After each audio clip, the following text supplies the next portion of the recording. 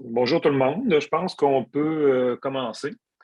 Donc, mon nom est Benoît Desti. Je suis professeur en économie à HEC Montréal, au Fellow Cyrano, et aussi responsable du pôle Cyrano sur les impacts socio-économiques de l'intelligence numérique. Nous sommes très heureux d'accueillir aujourd'hui Catherine Baudry, qui est professeure titulaire au département de mathématiques et génie industriel à la Polytechnique Montréal, chercheuse et fellow au Cyrano aussi, et Amir Tarizadeh, chercheur postdoctoral à Polytechnique et au Cyrano. Donc, merci beaucoup d'avoir pris un peu de temps aujourd'hui pour venir assister à ce séminaire-là.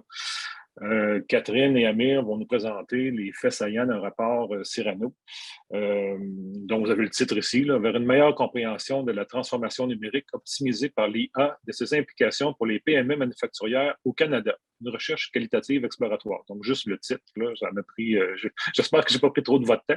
Si vous avez des questions pendant la présentation, vous pouvez les mettre dans le chat ou juste des. Parce que je vais laisser les présentateurs gérer comment ils veulent prendre les questions.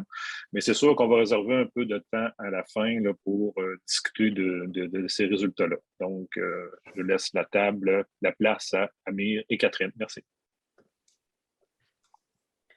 Bonjour à tous. Vous m'entendez bien? Oui? Oui, ça marche. Parfait. Oui.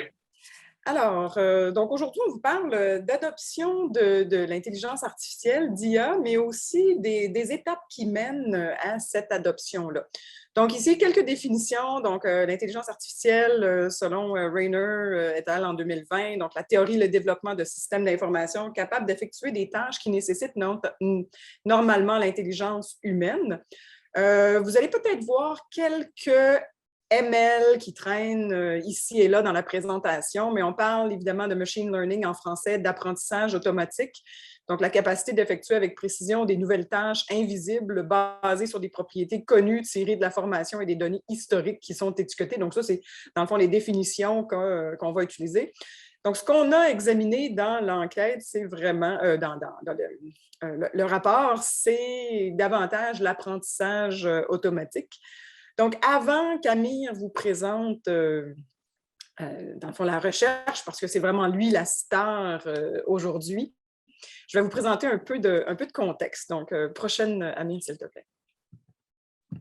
Donc, l'objectif, c'était de décortiquer la nature de la transformation numérique optimisée par l'IA dans le contexte des PME du secteur manufacturier canadien.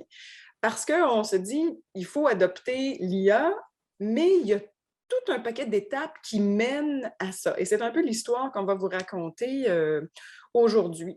Donc, quelques éléments pertinents de la stratégie pan-canadienne d'intelligence artificielle. Donc, on nous répète toujours qu'on est les leaders mondiaux au niveau de la recherche-développement en IA. On a la troisième plus grande concentration d'experts au monde. Il y a eu énormément d'investissements qui viennent avec la stratégie. Donc, ici, vous avez quelques éléments importants. Donc, 125 millions de dollars injectés dans les instituts de recherche. On a réussi à attirer 3 milliards de dollars de nouveaux investissements. Il y a un engagement énorme. On veut créer 50 000 emplois dans les entreprises axées sur l'IA. On veut aussi produire beaucoup de brevets d'intelligence artificielle par millions d'habitants. Donc, ça, c'est peut-être quelque chose qu'on pourra discuter un peu plus tard après la présentation. Là, mais j'avais déjà entendu parler certaines entreprises qui me disaient « Ah, ça va tellement vite en intelligence artificielle qu'on ne prend pas le temps de breveter. » C'est peut-être dangereux d'avoir une stratégie comme ça. On a aussi Toronto, qui est l'écosystème entrepreneurial le plus dense en matière de start-up d'IA au Canada, suivi de Montréal en deuxième position. Ici, vous avez un portrait pan-canadien du nombre d'entreprises répertoriées dans le document dont vous avez la source en bas. Là. Si ça vous intéresse, on pourra vous mettre les sources, n'est-ce pas, Benoît, peut-être après dans le chat ou ceux qui participent, on pourra vous mettre la liste de sources et l'envoyer aux participants s'il y en a qui le désirent. Là. Donc, vous voyez, la plus grande concentration, c'est vraiment Toronto et puis suivi de Montréal et de Vancouver. Donc, ce qui n'est pas surprenant, c'est les grandes villes qu'on a au Canada. Mais il y en a aussi un peu partout dans le reste dans les autres provinces. Prochaine. Bon, pourquoi l'IA? D'un point de vue théorique, on pense que ce sera la prochaine technologie à usage général, donc ce qu'on appelle en anglais le General Purpose Technology. Donc, une technologie à usage général, c'est une technologie qui a initialement beaucoup de possibilités d'amélioration dans tous les domaines industriels.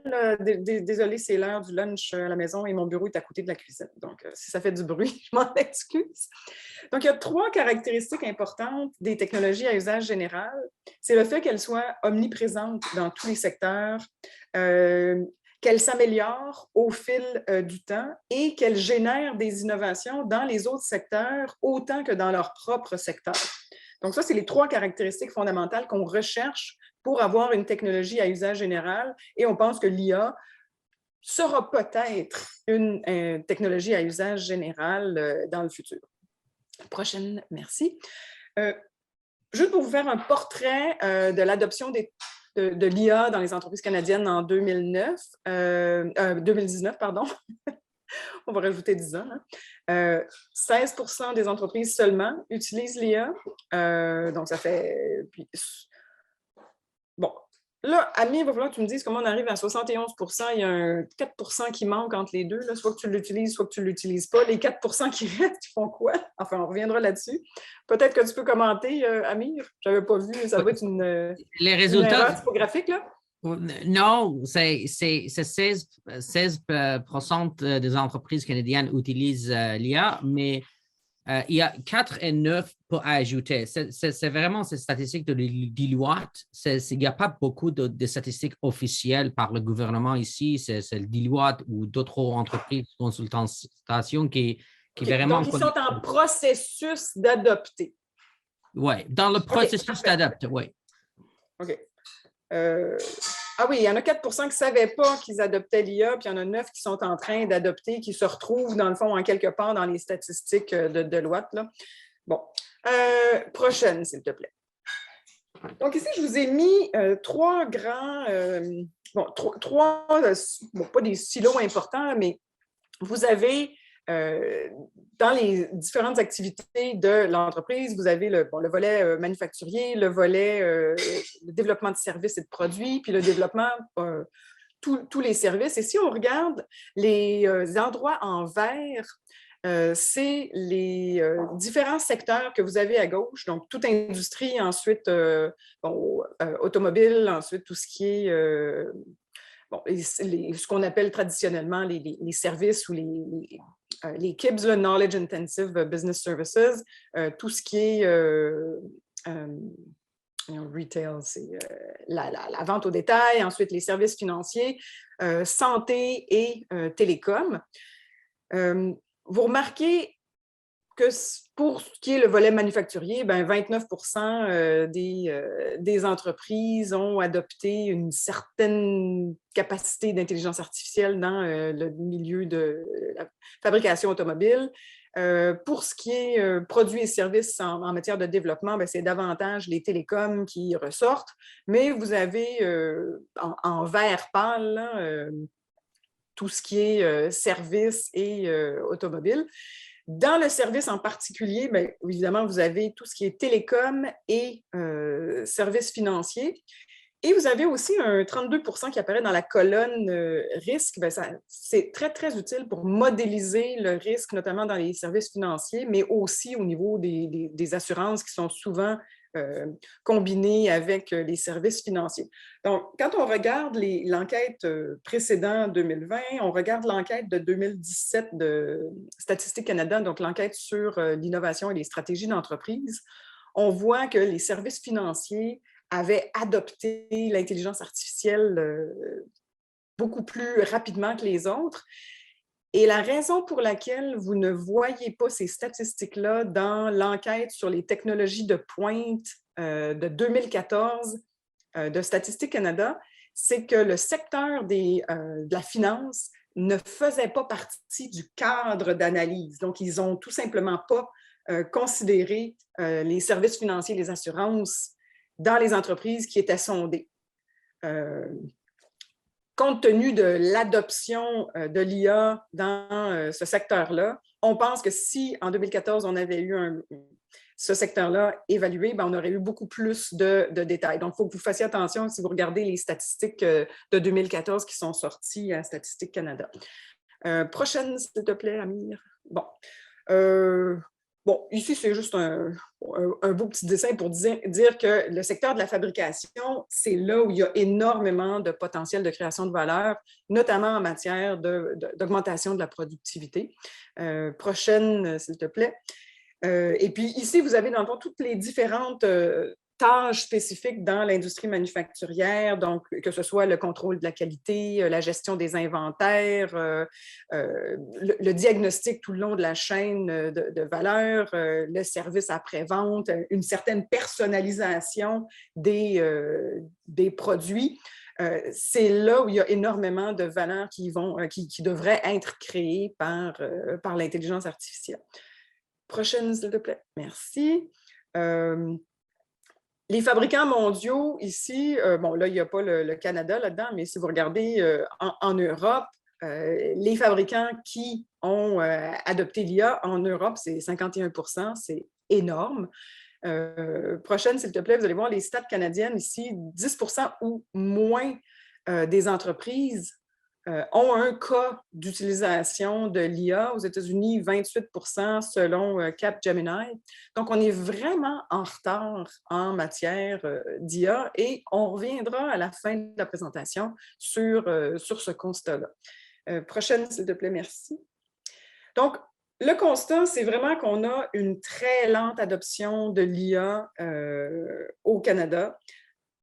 Donc, on a des avancées spectaculaires en matière de recherche, en matière de science qui est développée là-dedans, mais les entreprises canadiennes sont pas embarquées dans le train. Donc, la locomotive de science avance à pleine vapeur, mais on peine à tirer les entreprises derrière. Donc, l'histoire qu'on vous raconte aujourd'hui, c'est un peu pourquoi et comment on fait pour peut-être redresser la balance plus tard. Prochaine, s'il te plaît. Donc, qu'est-ce qui se passe? Pourquoi on n'a pas l'omniprésence au Canada qui ferait de l'IA une technologie à usage général? Qu'est-ce que c'est le problème? Pourquoi le taux d'adoption est si bas? Donc, on a fait plusieurs entrevues pour essayer de comprendre ce phénomène-là. Prochaine, s'il te plaît. Merci. Donc, je passe la parole à Amir, qui est vraiment la star d'aujourd'hui. Donc, à toi, Amir. Merci beaucoup, Catherine. Vraiment, c'était le contexte d'adoption de l'IA au Canada qui est plus lente. Qu'est-ce qu'on fait? Nous avons mené vraiment une étude qualitative pour savoir pourquoi ou collecter les signaux, pourquoi, par exemple, il y a beaucoup de difficultés en route d'adoption. Nous avons adopté une méthodologie qualitative vraiment par la façon d'induction. Nous avons, méthode de collection de données était en entretien et table ronde. Méthode d'échantillonnage était très ciblée, couplée à une technique boule de neige. Nous avons fait 27 entrevues formelles approfondies et ciblées, totalisant 1337 minutes de données. Et après ça, nous avons formé 5 tables de ronde pour vraiment collecter les données et était 390 minutes de données. Les personnes que nous avons interrogées étaient vraiment les gestionnaires directeurs qui sont directement engagés dans le système de transformation numérique. Principalement, les entreprises sont situées au Québec et Ontario, mais nous avons fait quelques entrevues avec les gens et les entreprises aux États-Unis aussi pour comprendre le plus contexte. Et nous avons analysé les données par la façon de Granite Theory Approach. Nous avons utilisé la technique de codage ouvert axial et sélectif. Qu'est-ce que la structure de données dans cette recherche? Nous avons formé deux ordres. Il y a concept de premier ordre et il y a concept de deuxième ordre.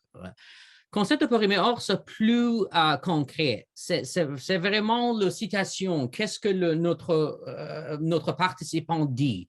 Par exemple, il dit que collecte de données comme point de départ pour une transformation. Commence pas avec l'algorithme, commence avec est-ce que nous avons les données, est-ce que la qualité des données, c'est là. Est-ce que notre donnée, c'est propre? Le système d'information suggestion à la collection et traitement de données est déjà installé. Nous avons regroupé les phrases, les citations, les chunks de texte qui vraiment sont interconnectés et former le deuxième type de concept qui est thème de deuxième ordre, plus abstrait, mais il y a une relation directe avec la citation concrète. Dans ce contexte, par exemple, cette disponibilité des données, c'est un thème plus abstrait de travailler avec. Et nous avons formé 6 de ce type de thème. Comment nous avons vraiment codé? Par exemple, il y a quelqu'un qui dit it's a cultural transformation as well as a technological transformation. J'ai gardé cette citation en anglais parce que vraiment une transformation numérique est plus que transformation sur le technique, mais transformation digitale, s'il y a une partie très grande à côté, c'est cultural transformation. C'est comme téléphone. Nous utilisons un téléphone pour quelques années. C'était une façon de vie et après ça, le téléphone intelligence arrive. Ce n'est pas seulement une nouvelle façon de connecter A avec B, c'est une façon de créer un nouvel modèle d'affaires. Ça change notre vie par l'adoption de technologie. C'est la même histoire avec l'ordi, c'est la même histoire avec l'IA. D'autres codages, par exemple, le code culture organisationnelle réceptive, c'est un thème deuxième ordre. C'est par exemple, ce type de citation que la résistance et le sabotage vraiment n'est pas fairy tale, ne sont pas une réalité du passé. Il y a toujours une partie de transformation digitale et il y a une constrainte. On va parler un petit peu sur un cas d'étude. Nous avons fait beaucoup de cas d'études dans différentes industries qui vraiment utilisaient l'IA. Mais ici, on va parler sur la technologie Generative Design. C'est un processus d'alimentation de programmes logiciels avec des objectifs de conception d'entrée en I, ainsi que des paramètres clés pour les matériaux, les méthodes de fabrication et les contraintes de code. Il y a quelques entrées dans le système et après, on va créer beaucoup de permutations à la base de rentrée. Les fabricants utilisent Generative Design comme outil d'amélioration de productivité pour explorer plusieurs solutions à un problème donné. Vous avez ici, dans cette image, il y a par exemple 4 modèles de chaises, mais vous pouviez imaginer 400 modèles de chaises par la façon de Generative Design. C'est un exemple d'innovation de précédé qui, par exemple, qui vraiment est poursuivi par une innovation de produit. Il y a quelque chose de VP Platform Engineering de Autodesk, c'est une information publique. If you're trying to optimize a wing design for an aircraft, or a spoiler or battery design for the new electric car, or even just a plastic mold for your cell phone, that has traditionally been a lot of work. With generative design, you can effectively run 50,000 computers in the cloud for an hour, cost you $20,000. That means you can do things you never could have done before. You can do 50,000 days of engineering in one day. So c'est vraiment un bel horizon de utilisation de Generative Design. Mais qu'est-ce que Generative Design? Qu'est-ce que les ingrédients, les éléments de Generative Design? C'est algorithme de l'IA, c'est machine learning, deep learning, c'est schémas d'optimisation, c'est shape synthesizer algorithms, plus expérience de concepteur humain. Par exemple, aerospace, c'est une industrie qui gagnait beaucoup de vraiment de cette technologie. à la base de notre entre-vous dans le scale de 1 à 10.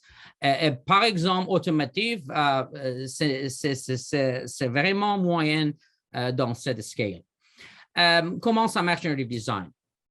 Première fois, on va donner les design requirements. Quel matériel? Je vais expliquer cette slide en anglais. Specify your design requirements. You say, I want a product with this weight, with this material. I want this, shape, this texture, this design, quelques elements. And then the shape synthesizer algorithms creates many shapes, thousands and thousands of possibilities. But again, we cannot explore thousands of possibilities. We need an AI element to really vet the possibilities. On va évaluer toutes les possibilités against user requirement. And here, machine learning, deep learning, and neural network come into the picture to reduce thousands of possibilities into, for example, 100 possibilities. Then again, shape synthesizer goes through iterations and come up with better results. And this process is a virtuous process. So shape synthesizer is guided by our inputs, then shape synthesizer produces the results, AI refines the results, and the circle goes on. What happens here is a human designer that makes a judgment call based on requirements to stop the process and use a design that fits well. So, il y a beaucoup de niveaux ici. Il y a manufacturing method niveau, il y a numerical level, calculation level, and il y a recommendation level. At recommendation letter, we have artificial intelligence. Morale of this story. So generative design, théoriquement, c'est trop beau pour être vrai. Si nous considérons, par exemple, niveau de productivité qu'il offre. Generative design coche la case d'amélioration si nous parlons sur le general purpose technology. Mais cependant, comme il sert d'industrie de niche avec une portée limitée, ce n'est pas encore une technologie largement utilisée. Ce n'est pas GPT. Il y a par exemple 10 méthodes de fabrication, mais pour le moment, the state-of-the-art technology poursuivent seulement une méthode de fabrication, par exemple, additive manufacturing. So, yes, il y a beaucoup de recherche et développement dans le contexte de intelligence artificielle. Oui, nous avons avancé, mais au niveau de technologie embarquée dans un contexte de reste technology, the rest of the technologies that needed to support AI, there is also something missing. So there's lack of adoption on the company side, and there is also lack of embeddedness of AI in a broader scheme of technologies. So en bref, c'est encore un outil qui s'appuie profondément sur l'expertise et l'expérience de concepteurs humains pour être considéré comme un outil efficace. Ainsi, en l'état actuel, generative design ne peut pas être considéré comme un substitut humain, mais plutôt comme un outil d'amélioration de l'humain. Maintenant, quelles sont les barrières? Maintenant, nous comprenons que la technologie recherche et développement est plus avancée. La technologie, il y a un niveau de difficulté d'embarquer la technologie dans l'écosystème de technologie. Et il y a d'autres choses qui sont très importantes. Il y a quelques barrières que vraiment le PME n'a pas adopté l'IA. Par exemple, nous avons identifié 7 obstacles ici pour l'intégration généralisée. C'est d'abord, par exemple, l'enrichissement de données et après ça, optimisation par l'IA ensuite. Il y a transition d'une culture de la prise de décision fondée exclusivement sur l'expérience vers l'élargissement de processus décisionnels pour inclure les données. Il y a toujours absence d'un sentiment d'urgence vous écoutez bien dans l'entre-vous, spécifiquement au Québec et ensuite en Ontario. Il n'y a pas vraiment de sentiment d'urgence que nous avons changé. La partie émergée de l'iceberg, je vais montrer après, et de l'organisation en silo à l'organisation intégrée.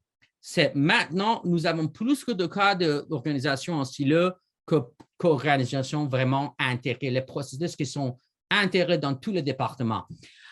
Financement aussi est un problème et marché du travail et ressources financières. Dans le sujet de iceberg de adoption, transformation numérique, il y a une partie très visible, il y a une partie très invisible. Par exemple, il y a beaucoup de compagnies qui peuvent vraiment transformer, mais qu'est-ce que le problème? Le problème est il faut vraiment convaincre d'autres directeurs, l'investissement, qu'on va transformer. On va, par exemple, nous avons besoin de quelques millions de dollars et après ça, la question qui poursuit est, OK, si je fais un investissement, qu'est-ce qui se passe après? Return on investment. Et return on investment, c'est vraiment une difficile question dans le sujet de transformation numérique parce que est-ce qu'il y a, par exemple, résistance au sabotage? Est-ce que, par exemple, nous avons le sensor, l'infrastructure qui n'est pas legacy? Vous pouviez changer quelque chose sur le surface, mais il y a beaucoup de choses in deeper layers that you have not considered. So these layers of technology that must be in place for artificial intelligence to work, that's the part of the iceberg that people don't realize or recognize at the very beginning. Consider this and just add this to other difficulties of the technology itself being embedded in grander scheme of, technologies to work in harmony. Then 2 plus 2, makes sense as 4 because then the vraiment adoption, c'est très lente à cause de ça. So, d'autres résultats, nous avons dit, OK, il y a quelques barrières, il y a la complexité technologique. Et maintenant, qu'est-ce que la situation? Nous avons formé 4 archétypes, qui vraiment formés par la discussion avec le table ronde, avec la discussion qui vraiment last couple of hours. Et nous avons arrivé à 4 archétypes. Il y a l'aspirant, les fonceurs, les leaders et les visionnaires. OK. Comment caractériser les 4 archétypes? Il y a 6 dimensions ici pour caractériser. Par exemple, je vais parler sur 2. Les aspirants et le visionnaire. L'aspirant, c'est une compagnie qui, par exemple, manque de données organisées et de processus délivrés de collecte de données. Au contraire, il y a les visionnaires, les compagnies dans quel contexte il y a disponibilité de données épurées, propres, consolidées. Il y a recours fréquent à des données externes complémentaires. Il y a toujours exploration de données à côté de expérimentation. Exploration toujours coûte beaucoup. It's just a cost, mais c'est une indispensable part of digital transformation driven by AI. Mais l'aspirant voudrait toujours faire quelque chose surgical, un projet, un pilote. They don't want to make the fundamental changes. When it comes to, par exemple, le culture organisation réceptive, dans le cas de l'aspirant, il y a culture organisationnelle non réceptive au changement. Il y a toujours existant, il y a directeurs qui ont 51, 61. Dans 5 ans, le directeur est dans le rentrée.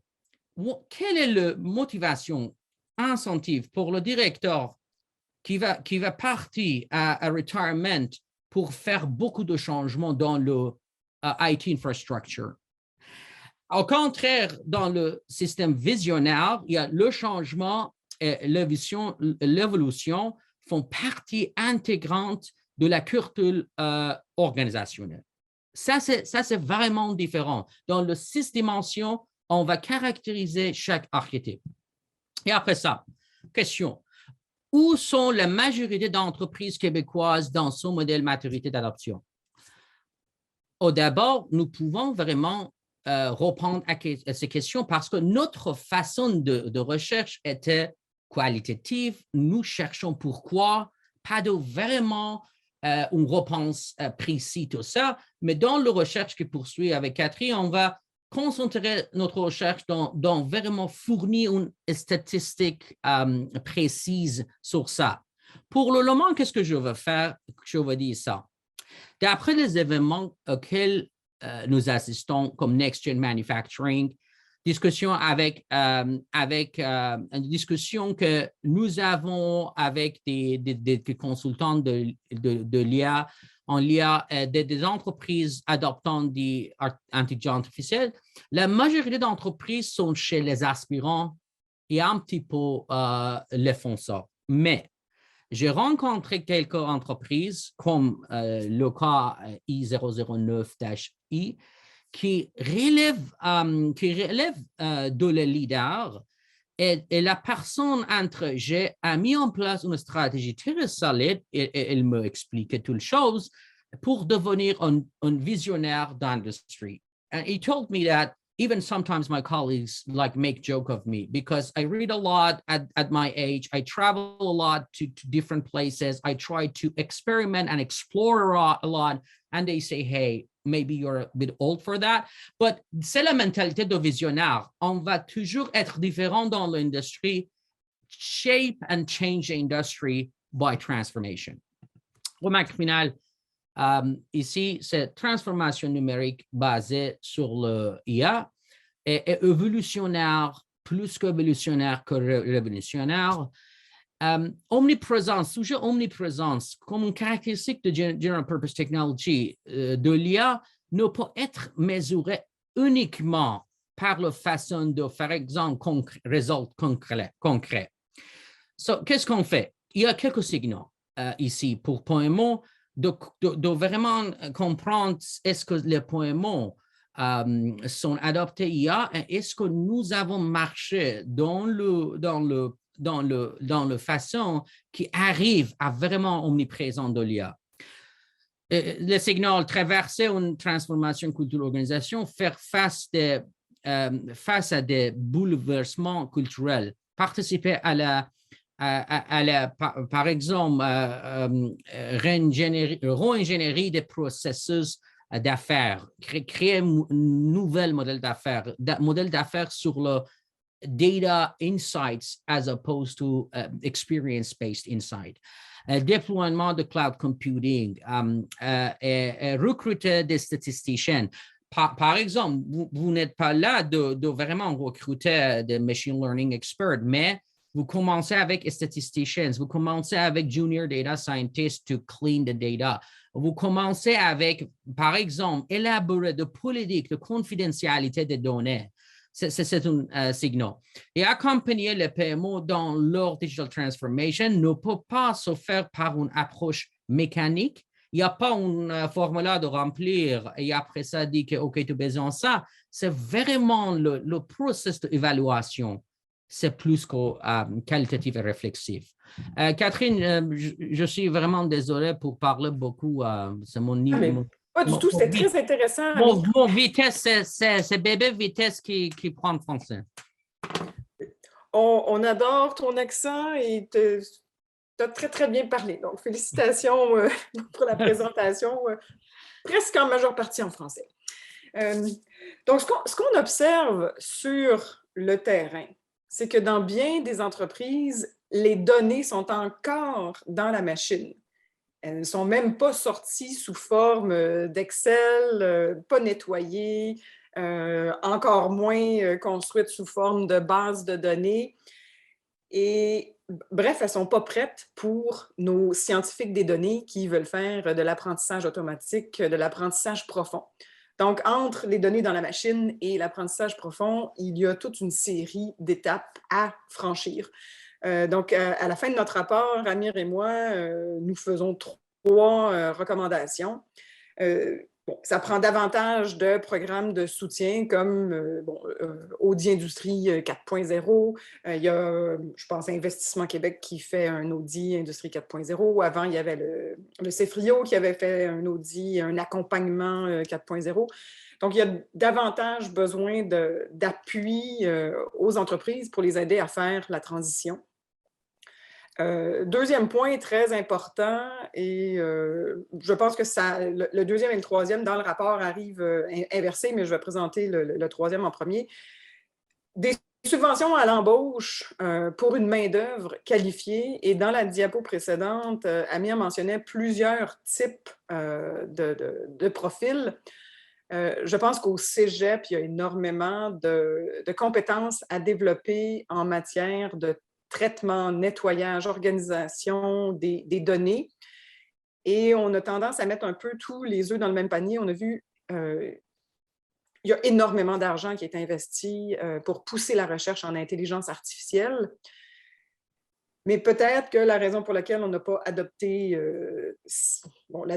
l'IA en majeure partie, c'est qu'il manque tout le personnel pour faire le traitement des données, pour préparer les données de façon à pouvoir les utiliser à bon escient.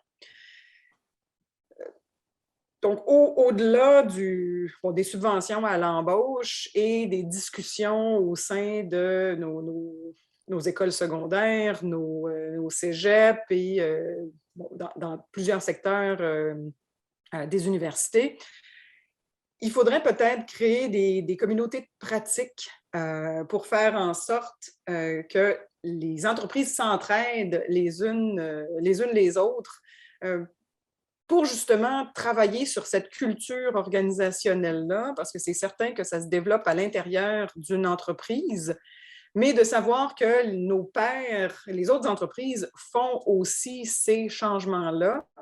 La communauté de pratique pourrait être très, très utile et que ce ne soit pas une personne qui essaye de tirer le reste de l'entreprise, mais qu'on fasse le changement à tous les niveaux de l'entreprise, du technicien jusqu'au PDG. Parce que si on veut passer de la culture organisationnelle non réceptive au changement qui fait partie intégrante de la culture organisationnelle, bien, il faut vraiment que tous les paliers d'employés soient convaincus. Donc, il ne faut pas uniquement que ce soit les PDG d'entreprise qui aient une certaine littératie numérique. Il faut vraiment travailler à tous les niveaux. Donc, moi, je vais m'arrêter là. Je ne sais pas, Amir, si tu voulais ajouter quelque chose, mais moi, je voulais garder une bonne période de temps pour la discussion. Peux-tu arrêter de partager, Amir? Benoît, on ne peut pas voir tout le monde. Hein? Il y a juste nous qu'on va voir, c'est ça? Oui, ben, on peut voir la liste des participants. Là. On peut effectivement passer aux questions. Là. Merci beaucoup pour la présentation. A priori, moi, je ne vois pas si je peux donner la parole à un participant, mais je peux voir les questions dans le chat. Là. Je vais monitor le chat, savoir s'il se passe quelque chose là. Donc, ça serait peut-être votre option la plus facile là, si vous avez une question pour Catherine et Amir. Comme j'en vois pas présentement, je peux peut-être commencer. Dans les recommandations, il y en a une que j'aime bien puis qui vient un peu rejoindre un peu la discussion des obstacles à l'adoption de l'IA. Donc, vous mettez bien l'emphase sur le fait qu'il y a une étape préalable à l'adoption de l'IA qui est la gestion des données de l'entreprise et la manipulation de ces données-là dans une forme qui est utilisable par l'IA. Donc, est-ce que ça implique pas que pour réussir la transformation IA, est-ce que le gouvernement devrait mettre non pas plus d'argent dans l'IA tant que tel, mais dans tout ce qui est gestion numérique des données des entreprises? C'est une de vos recommandations, je pense, ou... Oui, parce qu'on a vraiment l'impression qu'il pleut de l'argent du côté de l'IA, mais que toutes les étapes transitoires, j'imagine que par pensée magique, on s'imagine que les entreprises l'ont déjà fait, mais on savait avant de pousser l'IA que la transformation numérique des entreprises n'avait pas été faite.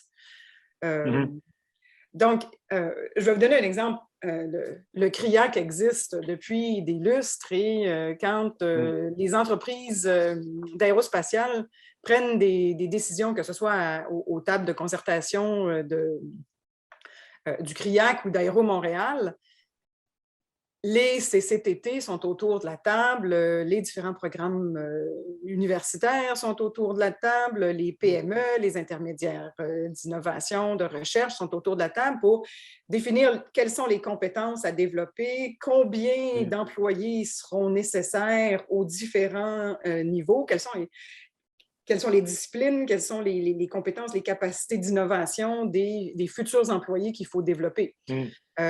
C'est simple à faire pour un secteur spécifique, mais pour une technologie à usage général, c'est très complexe et ça ne peut pas nécessairement venir du secteur des TIC. Il faut que ça vienne de chacun des secteurs et qui va définir quels sont les éléments de la transition numérique dont il faut développer les compétences pour les futurs employés de ce secteur-là en particulier. Donc, c'est plus complexe quand on a une technologie à usage général. Ce serait la même chose pour les matériaux de pointe qui sont utilisés un peu partout dans les différentes entreprises, que ce soit des nanopoudres utilisées dans l'impression 3D. Si on fait de l'impression 3D pour le plastique qui s'en va dans les voitures, ce n'est pas la même chose qu'on doit développer pour des pièces en aérospatial en métal. Donc, c'est pour ça que c'est plus complexe. L'idée de la transition numérique, ce n'est pas, dans le fond, un one size fits all. C'est pas une solution magique, là. Puis en même temps que la transition numérique, même chose pour... je veux dire, j'aurais de la recommandation sur la main-d'œuvre. Là, bonne chance à la PME qui veut embaucher un analyste de système présentement. Là, il y a un problème au niveau de la formation des gens compétents dans ces domaines-là. Et ça prend quelques années à préparer pour les entreprises. Bien, c'est surtout que le scientifique de données arrive dans l'entreprise et il demande où sont vos données. Et lui ou elle n'est pas formé à sortir les données de la machine. Donc, il y a toujours aussi une impression de « cette tâche-là, de se mettre les doigts dans le cambouis sale des données, ça ne fait pas partie de ma formation, c'est un technicien qui fait ça, ce n'est pas moi. » Donc, il y a cet écart-là aussi des différentes tâches reliées aux données qu'il faut prendre en considération. Chacune des tâches qui mènent éventuellement à l'apprentissage automatique ou à l'apprentissage profond utilisé par l'entreprise pour optimiser ses processus, chacune des tâches est importante. Mais on a un manque flagrant dans l'espace du milieu parce que d'un côté, les machines deviennent de plus en plus automatisées. Mais si l'entreprise n'a pas la capacité de bénéficier de l'information qui se trouve dans les machines, puis de la traiter et d'agir sur ces données-là, que ce soit en temps quasi réel ou en temps réel, on n'est pas plus avancé. Donc, il faut un jumelage je vous dirais, des équipements, des machines, des logiciels avec les compétences, et ce, dans tous les secteurs. Autrement, au Québec, on n'aura jamais l'omniprésence et puis on va manquer la parade. Je ne sais pas, Amir, si tu voulais ajouter quelque chose, là? Oui, je suis d'accord avec vous. Et ensuite, il y a toujours une perception que j'investis et c'est fini. Un investissement et après ça, je vais bénéficier tous les résultats. Mais si je parlais avec une personne ici, il me dit que nous avons fait un investissement de $500 000 et après ça, après 4 années, nous avons effacé tout et après réinvestir quelques millions de dollars parce que la technologie, ça change, la façon, ça change. Nous avons créé beaucoup de nouveaux besoins. C'est quelque chose que, if you are hooked on it, you're addicted to it. Technological transformation.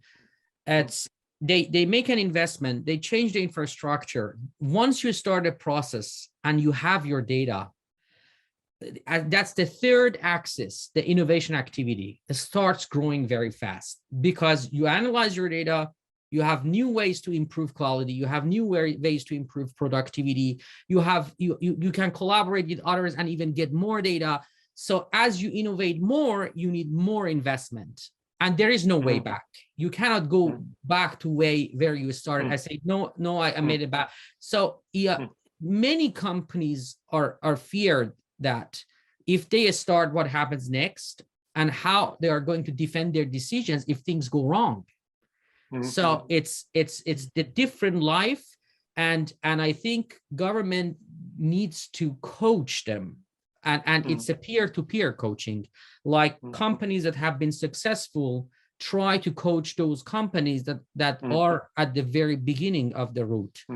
And that builds confidence. C'est très bien ça. J'avais pas entendu cette défense de l'IA-là, qui est que les coûts sont certains, les bénéfices sont très incertains, mais c'est comme une drogue. L'essayer, c'est l'adopter. Donc, mais il y a un danger aussi qui vient, puis tu l'as mentionné, Amir, et je pense que c'est important de le mentionner, de mettre un peu plus d'emphase là-dessus. Si vous consultez, dans le fond, le niveau de maturité, dans le volet infrastructure, il y a l'intégration de l'info nuagique qui devient plus importante à mesure qu'on avance et les leaders auraient un système qui est plus fermé à l'intérieur de leur entreprise, voire de leur chaîne de valeur. Mais le visionnaire a un peu une ouverture de l'intégration aux parties prenantes. Et ça, ça veut dire un volet cybersécurité excessivement bien développé de façon à ne pas à protéger son processus interne contre les cyberattaques. Donc, c'est peut-être une chose de laquelle les petites entreprises ont peur avant de s'embarquer dans l'intelligence artificielle. Est-ce que mes processus de fabrication, par exemple, pourraient être affectés par une attaque de cybersécurité? On a vu Alouette à cette île qui a été victime d'une cyberattaque et ça a complètement chamboulé le processus manufacturier. Ils ont dû complètement arrêter. Donc, si la cybersécurité n'est pas là pour protéger les données, surtout quand elles sont dans l'info nuagique, il faut que l'intelligence artificielle ou l'adoption de l'IA se développe en même temps que la cybersécurité. Les deux choses vont de pair et bien souvent, elles sont traitées comme des systèmes distincts les uns des autres. Toute la gouvernance numérique d'une entreprise doit avoir ce volet-là de transition numérique, mais la cybersécurité à chacune des étapes doit être... ça doit être, je ne sais pas moi, la Banque du Canada. C'est une voûte de banque pour nos données.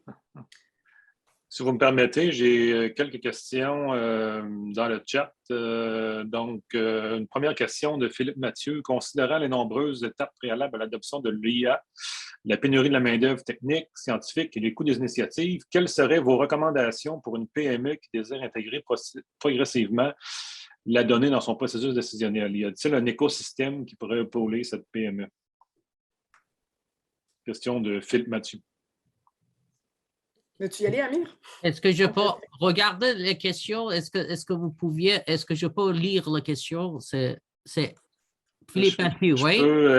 Nombreuses étapes préalables à l'adoption de l'IA.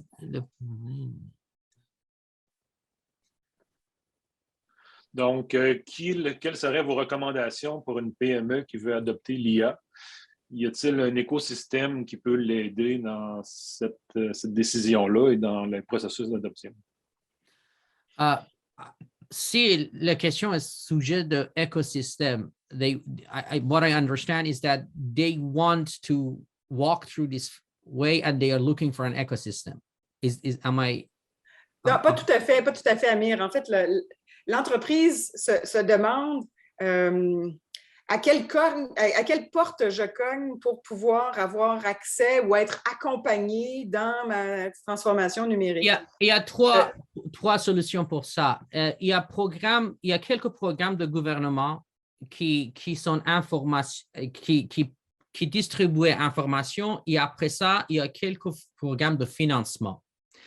Mais la meilleure stratégie que le PME m'a dit qu'on va être embarqué dans un écosystème d'une plus grande organisation. Parce que le système de financement, c'est plus que favorisé à une équipe de compagnies, pas vraiment de lone wolves.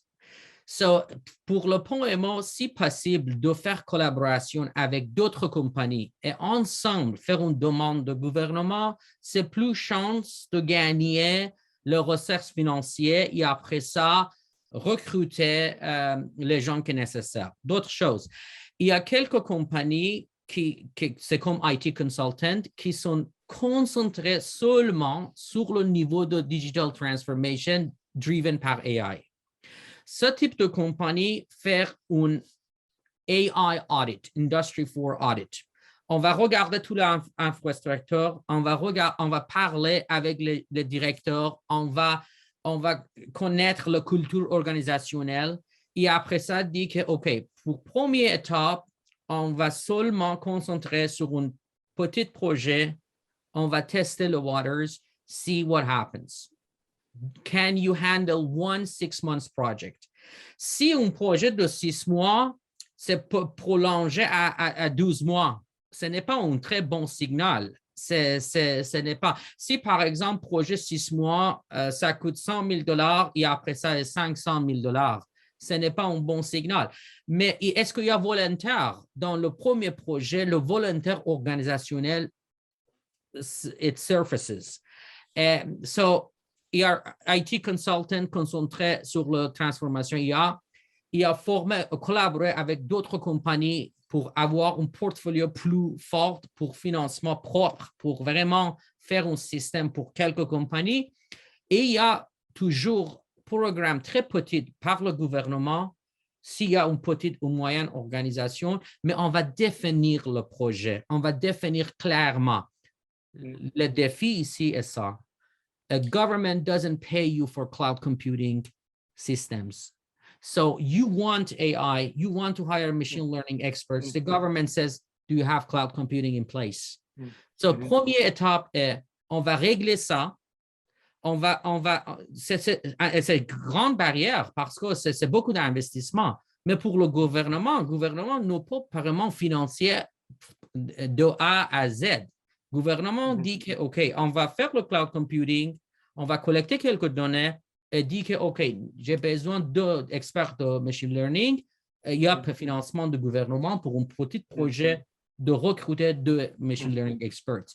So, it's not the best, but it's a help.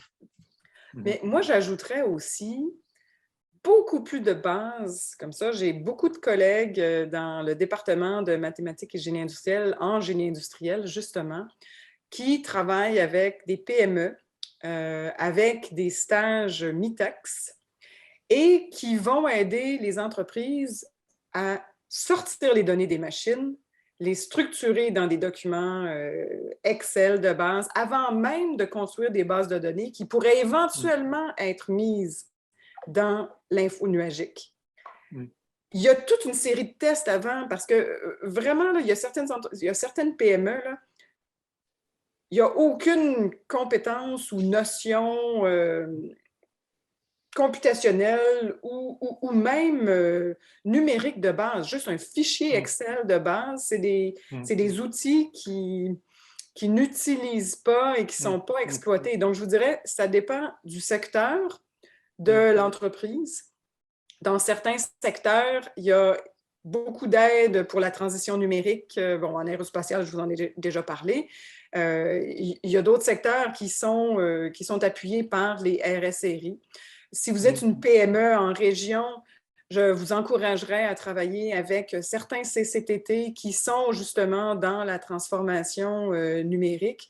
Même si le CCTT de votre région n'est pas directement en transformation numérique, parce que vous savez que tous les CCTT doivent se distinguer les uns des autres. Il y en a certainement un dans une autre région qui pourrait vous aider. Donc, il y a énormément de compétences au niveau des collèges, des différents diplômes techniques que vous pourriez avoir comme stagiaire aussi dans vos entreprises. Ça donne des beaux projets d'études pour les étudiants. Donc, n'hésitez pas à faire appel aux CCTT et aux universitaires dans les domaines qui touchent l'industrie 4.0, par exemple, pour faire la transition numérique. Et puis là, au moins, vous auriez une bonne base pour, par la suite, postuler et demander les programmes gouvernementaux qu'Amir vous a mentionnés. Donc, je vous dirais, ça dépend de si l'entreprise est un aspirant, un fonceur, un leader ou un visionnaire, je pense qu'ils sont déjà bien partis, mais s'ils sont des aspirants, dépendamment de où ils sont rendus, peut-être que les CCTT et les universitaires, avec des petites collaborations, des stages étudiants, ça pourrait être suffisant pour partir et convaincre une partie des employés de l'entreprise que c'est la bonne voie. Donc, il ne faut pas voir l'IA comme une montagne à gravir ou un éléphant. Vous savez, un éléphant, ça se mange une bouchée à la fois. Donc, allons-y tranquillement, pas vite, pour éventuellement arriver à l'IA. On approche du 13 heures, mais il reste 2 questions dans le chat que je me permettrai de poser si vous me promettez de répondre rapidement.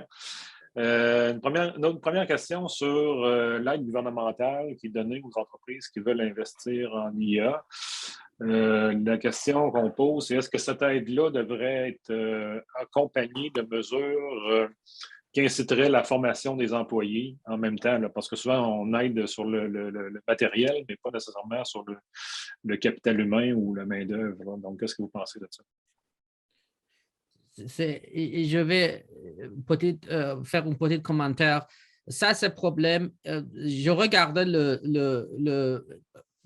au début, je pense que c'est vrai que quelques personnes m'ont dit que le gouvernement ne promeut pas les programmes de soutien très profondément. Parce que le premier, c'est firefighter mode. Il n'y a pas vraiment beaucoup de gens dans le listening post. Il y a vraiment beaucoup de gens qui sont qualifiés de préparer le dossier très bon, propre pour faire la demande pour l'investissement comme ça. Mais ensuite, le gouvernement, si vous arrivez à la page correcte, vous réalisez qu'il y a, par exemple, le gouvernement dit qu'il y a un programme pour recruter ML avec quel salarié, avec quel pourcentage de support gouvernement, dans quel quartier. Par exemple, si vous êtes dans le corps de Montréal, le gouvernement ne paye plus parce que le niveau de salaire de Machine Learning Expert est plus haut si vous êtes situé d'autres endroits, par exemple, plus loin. Mais ici, c'est le problème et le super gouvernement vraiment n'est pas suffisant pour financer toutes les ressources humaines que vous avez besoin. Neither upgrading nor hiring. C'est pour ça que il y a deux parties du gouvernement fédéral aussi, bien sûr, pour provide quelques supports. On va utiliser les deux, provincial et fédéral. Et ensuite, il y a d'autres questions de Marie-Claude qui dit perspective de changement de culturel. Je dis que si vous vouliez vraiment commencer le processus de transformation digitale, on va recruter un nouvel directeur pour votre projet. Je pense que c'est bien de commencer avec un système séparé, une équipe séparée qui sont modernes, qui sont young, énergétiques, parce que vous ne pouvez pas changer toutes les cultures organisationnelles dans quelques mois. Mais si l'équipe, le département qui est responsable pour un petit projet démontrer quelques résultats inspirants, peut-être peu à peu, vous pouviez show that these results complement humans, they don't replace humans. They don't take jobs away, they actually add more flavor to the jobs and make jobs more meaningful. So mon take, this is something that I came up with, that you really can't fight the organizational culture. You have to start small and show people results. Once they believe in the results, they are willing to show some flexibility. And of course, assurer respectivement que oui, vous êtes directeur, vos expériences, c'est très important. Nous pouvons, vous voulons seulement ajouter une autre perspective à côté de votre perspective. Merci, Amir. Une réponse 2 en 1. Catherine, voulais-tu ajouter quelque chose? Non, en fait, je vous dirais que c'est une grosse gestion du changement à l'intérieur de l'entreprise. Donc, il faut gérer ça correctement. Et vous mentionnez toujours la pénurie de main-d'œuvre. Je pense qu'il faut vraiment former les gens qui sont déjà en place. Donc, tout l'apprentissage tout le long de la vie, il faut vraiment investir là-dedans. Et je crois que les universités et les collèges doivent aussi se transformer à ce niveau-là pour changer notre modèle de formation continue dans les universités pour l'adapter à la réalité des PME, des entreprises en ce moment. Donc, c'est tout ce que j'ajouterais, là. Donc, gestion du changement et puis formation tout le long de la vie. Donc, je terminerai donc en vous remerciant beaucoup tous les deux pour Merci cette excellente présentation. Puis je voudrais remercier aussi les participants qui sont venus aujourd'hui, puis je les enverrai peut-être sur le site du Cyrano pour voir les prochaines activités, en particulier parlant de pénurie de main-d'œuvre. Le 21 avril, il y a un séminaire sur la pénurie de main-d'œuvre dans le cadre du lancement du Québec Economic 10. Donc, on se reverra à ce moment-là. Donc, merci à tout le monde et bon après-midi. Merci à vous. Merci. Au revoir. Au revoir. Au revoir.